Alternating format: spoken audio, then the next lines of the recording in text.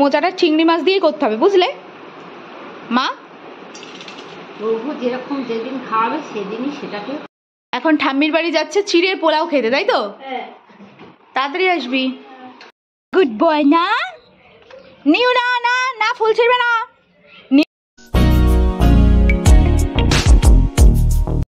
Good morning guys, welcome back to my channel, to a new blog. আশা করি তোমরা সবাই খুব ভালো আছো। এখন বাজে প্রায় 9টা, তো এখন থেকে ব্লগটা স্টার্ট করছি। আই হোপ কি তোমাদের এই ব্লগটা দেখতে ভীষণ ভালো লাগবে। সো চলো ব্লগটা স্টার্ট করা যাক।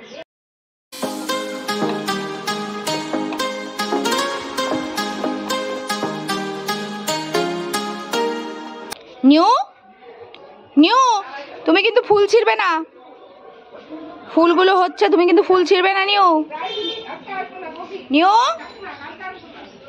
তুমি ফুল ছিড়ো না। হ্যাঁ নিউ, তুমি ফুল ছিড়ো না। নিউ, তুমি good boy, good boy, good boy না নিউ, না না না, ফুল ছিড়বে না। নিউ, এদিকে আজকে সকাল সকাল স্নান টান সব কমপ্লিট হয়ে গেছে, মানে 9টার আগেই সব কমপ্লিট। কারণ আজকে সীমাদি আসবে না, কালকে বলেই গেছে।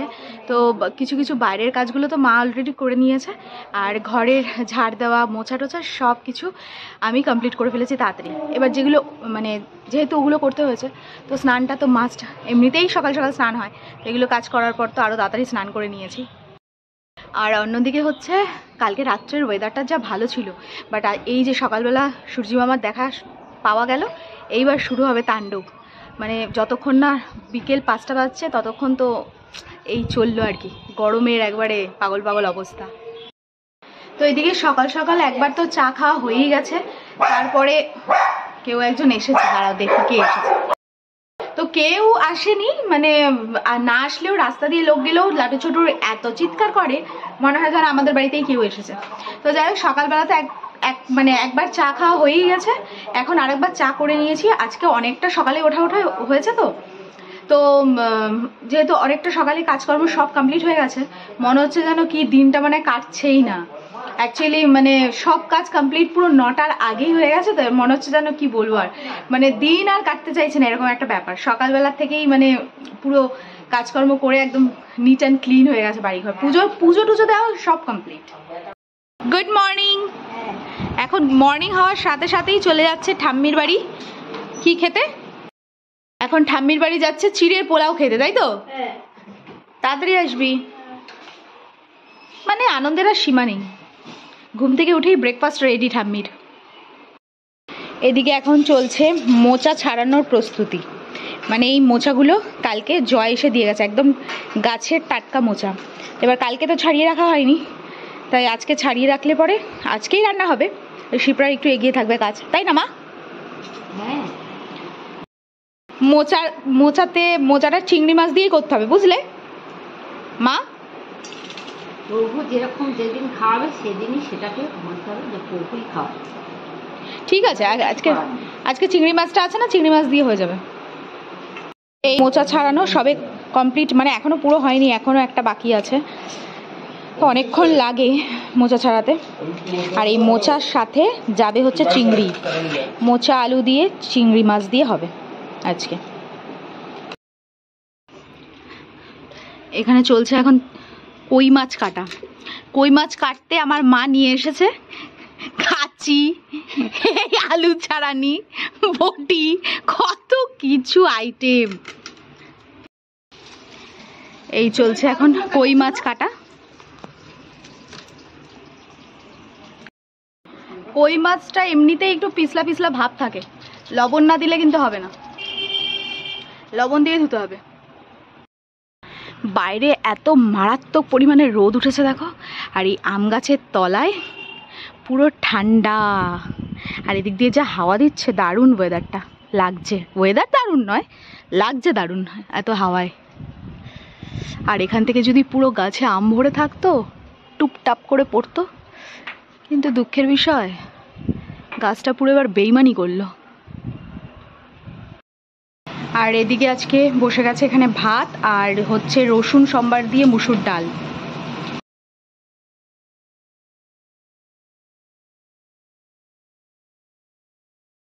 কি বানালি এটা? পালস ফালস দিয়ে কী সব বুমচাং বানিয়েছে, দেখো কতটি পালস নিয়ে এসেছে, দিয়ে আবার পেপসি থামস আপ দিয়ে। ভালো দেখো।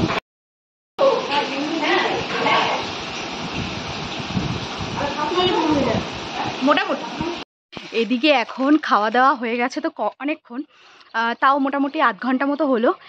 একবার সকালের দিকে শ্যুট হয়েছিল শর্টসের জন্য, আবার একটু গন্ডগোল হয়ে গেছে বলে আবার আমরা রেডি হয়ে এসেছি শ্যুটটা কমপ্লিট করতে। তো যাই হোক, এই তোমরা হয়তো দেখে নিয়েছো। হ্যাঁ, তোমরা হয়তো এতক্ষণে দেখে নিয়েছো, যদিও বা না দেখে থাকো তাহলে অবশ্যই শর্টসটা একটু ফলো করো। আর এই গরমে রেডি মানে কি, শাড়ি আর ব্লাউজ, শাড়ি পরাটা যে কী চাপের, সেটা 5 মিনিট হোক বা আধ ঘন্টা হোক আর যাই হোক। তো এখন গিয়ে একটু রেস্ট করব, মানে সকাল থেকে চলছে জাস্ট, আর পারা যাচ্ছে না। তার মধ্যে মিডিলে আবার লাটু ছোটো স্নান হলো, সেটা তো তোমাদের সাথে শেয়ারই করা হয়নি। আমি করে গেছি আজকে মাম্মাম করি, আমি থাকিনি তোর সাথে, আমি আর মাম্মাম দুজনে মিলে করিয়েছি। সে যে কি পড়বো, নেও চুপ কর, চুপ। কেরম বুবাই দেখে দেখে কেরম করছে দেখো, নেও। তো কালকে তো মাপ টাপ সব নিয়ে গেছে বুবাইদা, আজকের লকটা পেয়েছে তো লকটা লাগিয়ে দিচ্ছে। এদিকে অলরেডি বেজে গেছে প্রায় 6:30, তো 6:30 বেজে গেছে। মাম্মামের আজকে গিটার ক্লাস আছে, গিটার ক্লাসে গেছে। আর আজকে দুপুরবেলা তো এডিটিং করতে করতেই সময়টা শেষ হয়ে গেল। ঘুম খুবই কম হয়েছে, মানে না হয়নি বললেই চলে, কারণ মাম্মা বেশিক্ষণ ধরে আমি শুইনি, ফটাস করে ডাকলো, ব্যাস মানে ঘুমটাই আর হলো না। তো একটু জাস্ট চোখ বুজেছিলাম। আর সুব্রতও চলে গেছে মাম্মামকে নিয়ে গিটার ক্লাসে দিতে। এখানে বুবাইদা এসছে, কাজগুলো আগে করিয়ে নিই।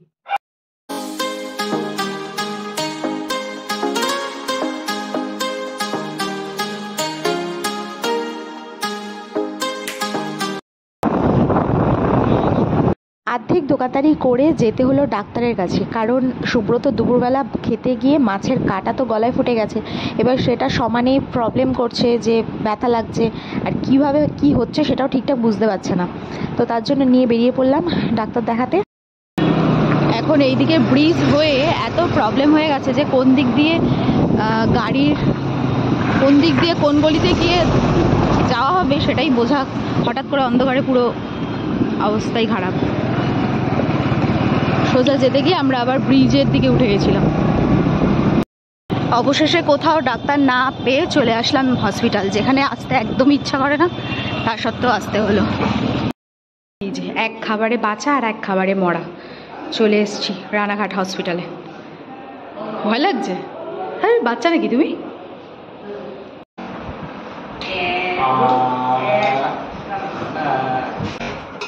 তো এদিকে বাড়ি আসলাম, আর বাড়ি এসে মা অলরেডি ভাত করে রেখেছিল, আর এদিকে আলু সিদ্ধ ডিম সিদ্ধ সব রেডি ছিল, শুধুমাত্র আলু সিদ্ধটা মাখলাম আর ডিমটা ছাড়িয়ে জাস্ট দিয়ে দেবো, ও আর ডাল সিদ্ধটা দেবো।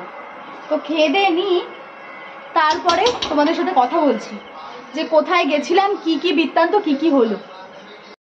তো এই খাওয়া দাওয়া করে এসে দেখি, দেখো একটা ছোট্ট বাচ্চার মতন একা একা বিছনার মধ্যে শুয়ে পড়েছে, মানে এমনভাবে ঘুমাচ্ছে যেন সারা দিনের সব সংসারের কাজ ও সামলায়। দেখো পুরো ঘুম, ছেলে আমার কি ঘুম কি ঘুম। তো এদিকে খাওয়া দাওয়া করে ঘরে এসে দেখি এই কাণ্ড, এক ছেলে মাটিতে পুরো ঠাস হয়ে ঘুমাচ্ছে, আর এক ছেলে বিছনায় মনে হচ্ছে একটা ছোট্ট বাচ্চা পুতুল সেরকম ভাবে ঘুমাচ্ছে।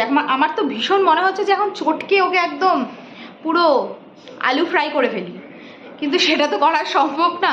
তো যাই হোক, তো যেটা বলার কথা, যেটা বললাম আমি, যে গিয়ে তোমাদের সাথে আলোচনা করছি কোথায় গেছিলাম না গেছিলাম প্রথমে ইএনটি স্পেশালিস্ট যদি থাকে, তো আমাদের এখানে রানাঘাটে অলওয়েজ ডাক্তার থাকে, বাট আজকে নেই, মানে যেদিন দরকার সেদিনকে নেই। এমনিতেও রাতটাও হয়ে গেছে, মোটামুটি 8:30 9টা তো বাজেই। তো ভাবলাম যে যদি থাকে তাহলে দেখিয়ে নেবো। অ্যাকচুয়ালি দুপুরবেলা কি হয়েছে, কই মাছ খেয়েছে, এবার কই মাছটা ফোন দেখতে দেখতে খেয়েছে, তাড়াহুড়ো করে খেয়েছে, ওই কাঁটাটা গলায় ঢুকে গেছে। তো সেটা নিয়েই একটু ভজঘট অবস্থা।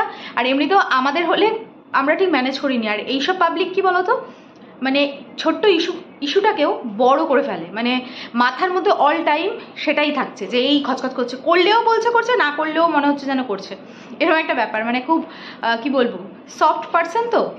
তো যাই হোক নিয়ে গেলাম। তো ওখানে তো রানাঘাটে তো কোনো ডাক্তার তো পেলাম না। তারপরে একজন বললো তাহলে তোমরা নিয়ে হসপিটালে চলে যাও, রানাঘাটেই হসপিটাল। তো হসপিটালে নিয়ে চলে গেলাম। আমার তো ইচ্ছেই করে না, মানে কোনো মুহূর্তে আমার হসপিটালে যেতে না একদম ইচ্ছা করে না। কারণ ওই সব মানে এমন রাত্রে এমন পেশেন্ট আসে যাদেরকে দেখার মতন, মানে কি বলবো, দেখার মতন শক্তি ভগবান মনে হয় দিয়ে এখনো পাঠায়নি, বা শক্তি এখনো সেই শক্তি হয়ে ওঠেনি, আর হবেও না মনে হয়। আমি দাঁড়িয়ে আছি সামনে, আমি দাঁড়িয়ে আছি, সুব্রত গেছে ডাক্তার দেখাতে। তো এমার্জেন্সিতে যেহেতু যেতে হয়েছে, সামনে দিয়ে একটা ট্রেতে করে একজনকে নিয়ে আসছে।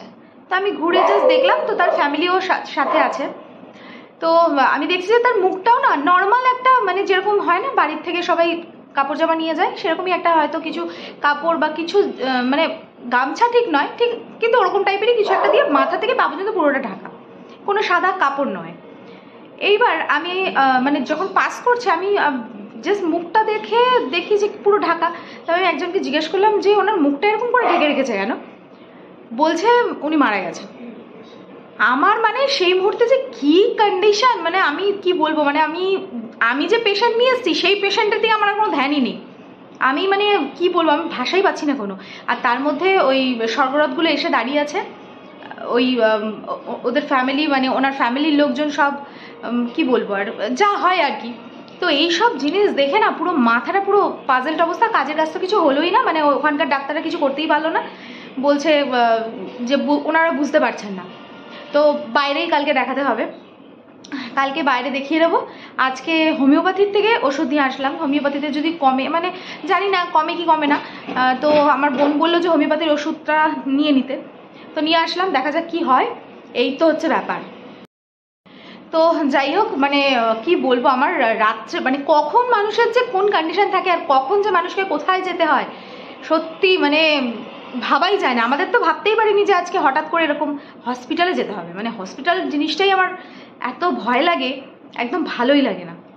তো যাই হোক, তোমাদের সাথে শেয়ার করলাম, করে একটু মনটাকে হালকা করলাম, মানে তোমাদের সাথে শেয়ার করতে পারলে আমারও খুব ভালো লাগে। তো আজকের ব্লগটা তাহলে এখানেই শেষ করছি। যদি কিছু ভিডিওটা ভালো লেগে থাকে then do like, comment, share, subscribe. দেখা হচ্ছে নেক্সট ব্লগে। ততক্ষণের জন্য খুব ভালো থেকো, সুস্থ থেকো, আর অবশ্যই ভিটামিনের সাথে থেকো। সো চলো আজকের মতন tata, bye and good night.